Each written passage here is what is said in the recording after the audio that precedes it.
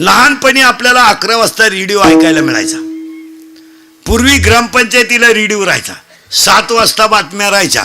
लोक 6:30लाच ग्रामपंचायती पुढे बसायचे. त्याच्यानंतर तो ग्रामपंचायतीचा रेडिओ बंद झाला. मग लग्नात नवरदेव रुसायला लागली रेडिओवरून.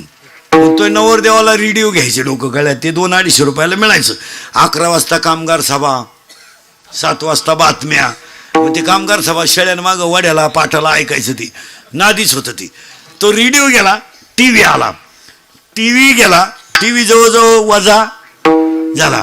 DVD आला, CD आला. आता सगळंच गेलं. आता फक्त 6,000चं 3,000चं खोकं घ्यायचं.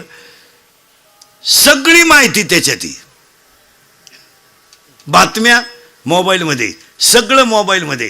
पूर्वी आपण लहानपणी पोते पोते शिवायचे आणि त्या पोत्याचा काय बनवायचा? फाळा.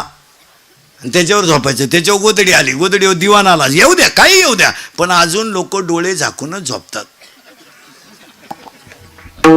कसरी म्हणते डोळे वासून झोपा त्या. असं थोडंच आहे का? जाऊ द्या ना. कपड्यात बदला, घरात बदला, सगळ्यात बदला. आज बदल गरजेचा आहे बुद्धीत.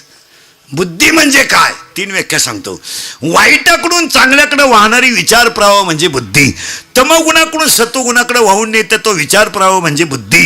आणि दुःखाकडून सुखाकडे नेते म्हणजे ती बुद्धी. बुद्धीचे प्रामुख्याने 9 प्रकार पडतात. There are 9 types of knowledge. बुद्धीचे 9 प्रकार पडतात.